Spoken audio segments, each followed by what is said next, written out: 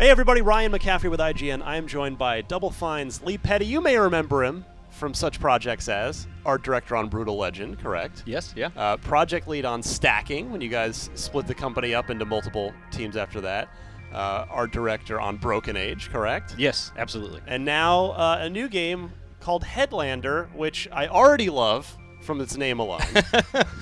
And let's launch into it and give me the quick kind of Cliff's Notes version of what we're about to see. Yeah, so Headlander is side-scrolling action-adventure game, and our big inspiration for the game was 70s science fiction, 1970s science fiction. Yeah. And so this is a world of automation. It's a world where humanity doesn't live in organic bodies, they live in robot bodies, and the whole world is controlled by a malevolent automaton, a computer, and you play the last organic human being left in the galaxy, but you're just ahead. And it's like a Futurama episode. Yeah, it is a bit. I mean, you don't start in a jar. Instead, you actually have a helmet. And this helmet's a special helmet that lets you fly around the world as just ahead, but it also lets you vacuum off other people's heads and computer terminals and land into them and take control of them. I love where this is going already. So where does the idea come from to make a game about attaching a head to different bodies and using that for puzzle-solving mechanics and combat? Yeah, it really started with me just with 1970s science fiction, and I think 1970s science fiction, at least as you see it now, has just got such a great combination of kind of like deep messages about humans' relationship with technology, and also it's just undeniably dumb. Yeah. It's just like really naive take on how technology and robots and a future society would work, and I love that collision of serious subtext, but just absurd visuals and right, dialogue. And I love this sort of synthesized music that we've already got going on here too. We're recording all of our music, which is being composed by David Earls, all done on actual analog synths. Nice. So we've got some 70s and 80s synths he's writing it all on. All the player's got his first body here, and swing. Yeah, it's very shiny. All right, so we've got our first robot body. He's a citizen. This is our sort of a standard human citizen body without any human in it. So you're in it now. And you sort of wake up on this ship, the Sarcophagus, and you're not really sure what's going on. There's been, evidence of combat, and you've got this friendly voice in your helmet whose name is Earl. And Earl's, he's a guy who talks you through the whole game. He's kind of there to help you out, and he's trying to keep you away from the computer and its forces, which are after you for some unknown reason. Okay. And are we trying to get off the ship ultimately, or solve some sort of mystery on the ship? So most of the game takes place not on this ship. So your goal here is to kind of find a way off this ship. And Earl's kind of talking you through it and introducing you to how your head flying works, because when you wake up in this world, you don't really have any memory or know who you are. And you can't actually talk as a player character because you got no lungs. So you try and talk, and Earl's like, don't bother. You got no lungs. So this is the beginning of the game here for all intents and purposes? Yeah. Okay. I'm sure we'll give it extra love and polish for the final thing, but this is how the game starts. Kind of starts with a mystery, like some of my favorite science fiction from the era, and like, why is this happening? So it's all absurd at first, and slowly makes a little more sense. It'll still be absurd at the end of the day. But we have a lot of talking entities. We try to take mundane things like doors, which you use in most games, and all of our doors are run by a character named Rod, who's got a chip on his shoulder if you have the wrong security clearance. And Rod, door spelled backwards. It is door spelled backwards. And it also stands for a routine operator of doors. And he's got a lot of anger about both of those things he'll talk to you about if you talk to him. So, we have our game is all about lasers, like science fiction used to be. And so our lasers all bounce. Nice. And so a lot of our combat and kind of environment challenge puzzles are all based on bouncing lasers to open things or reveal hidden areas. I like the little puff of steam there as you latch onto a new body. It's we like, when we were talking about the ideas for the sounds and the visuals or ideas of the game, we like to imagine that digital technology was never invented. Right. That somehow underneath this all, it's like vacuum tubes and solid state. Hence the monitor, there's sort of CRT interlaced monitor there. Yeah, it's all kind of keyboards. That's great.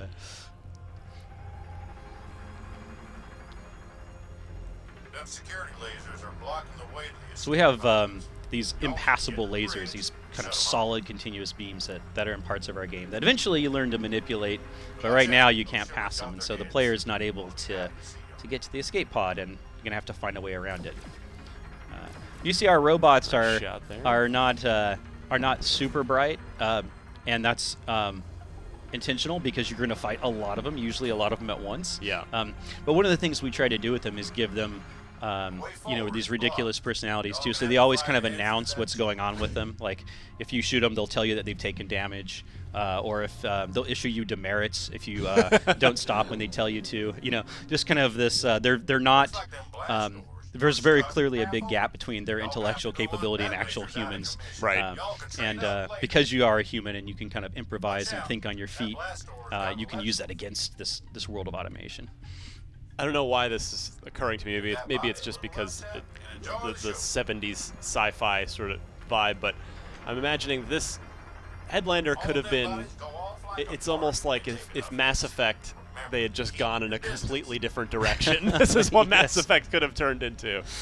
It's funny. Mass Effect is great, and I remember seeing, I think someone posted, one of the artists posted some of their ship designs as if it had been rendered more in the 70s. Right. And I was like, why doesn't the whole game look like this? I love that.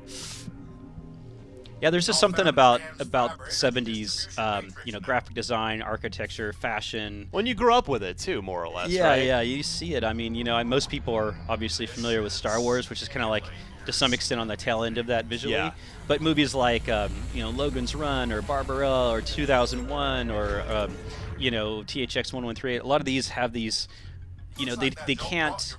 I don't know how intentional it was, but they couldn't escape the times. And I think that's what makes them so charming now, is when you kind of look at them again, you're like, oh, remember when they used to think technology was like that? I think a lot of 90s movies fall victim to that same thing, too. All right, so now we have vacuum powers. Yeah, so now, when you first start, you get this upgrade here, and you have a vacuum drive, and that lets you pull these heads off, or a variety of things in the environment, because you can use lasers to headshot them, but a lot of times you're stuck as a head, and that's another tactic you can use. So he's kind of wandered onto the bridge here, and look at that. How many just intentionally awful head puns are there in this game? Tell me. The funny part is, we haven't made too many, only because they're so easy. I figure that that as a team, low-hanging fruit. yeah, it'll come. I'm sure the marketing campaign will involve the game being ahead of its time. They're too easy. We do have a lot of bad puns in the game, I will say. They kind of excellent. I love those. Sneak around. I think maybe one of my favorite ones is the door system. Rod, who's obsessed with color-based security clearance, will make color puns if you show up to the door with the wrong security clearance. Our game progression for our enemies and the power is all based on the colors of the spectrum. So the bar in the lower right there shows that we're in a red body, which is like the lowest security clearance. Okay. And that means that we can open red doors and we fire lasers that are a certain power that bounce once. But orange, we can get into orange doors. They bounce twice. They do more damage, and so on and so forth. So you got to know your Roy G. Biv color. You gotta do. Just keep it in mind for this game. It was funny because, of course, it seems obvious probably to most nerdy people what that is. But then I realized, there's a lot of people who probably aren't familiar with that. So we do make a lot of jokes and puns about it. There's public service announcements the computer does throughout the level to remind you of how Roy G. Biv works. And, of course, our HUD interface element. So we deactivated the lasers, and, a lot of our game gives you multiple ways to kind of go through the levels and achieve your objective. So a little Metroidvania-esque in that regard. Yeah, we have a main mission structure that tells the story that's pretty linear, but the player has a lot of extra things they can do in optional missions and different ways to meet those objectives. So you can actually pull the heads off these little angry vacuum cleaners. They're called the Electrosucks. Eject dust with circle. Yeah, so they can expel these dusts, and if you actually do it on an enemy, just fart dust. It distracts them. Yeah, it distracts them a little bit.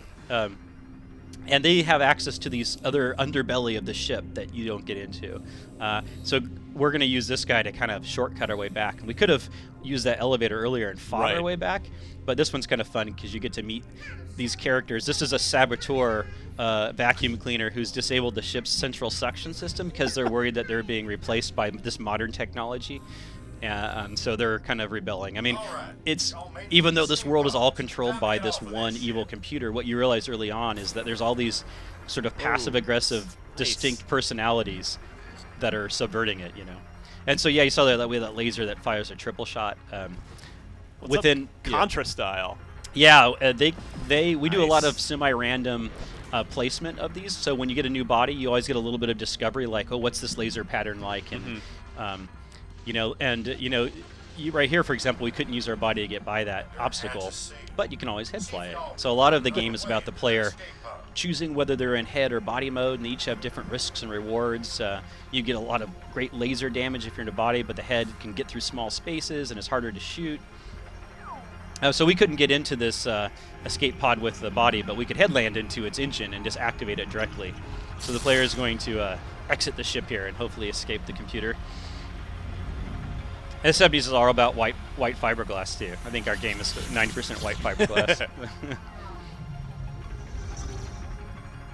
We made it. We're free. Well, good stuff. That is Headlander, an early look at it. What platforms are we on, and when are we going to finally get to play this for ourselves? We're coming in 2016, and we are going to come out on PC and Mac, and we're console exclusive right now on PlayStation 4. Gotcha. Well, I love the art. I love. I don't know if I've seen that much orange in a game in years, and I mean that in a good way. It's for all the grays and browns we typically get. It just looks fantastic. Lee, thank you so much, and for much more on Headlander, keep it tuned right here to head on over to IGN. I'm going to sneak one in before the end of the video. Thanks, Lee. Thanks.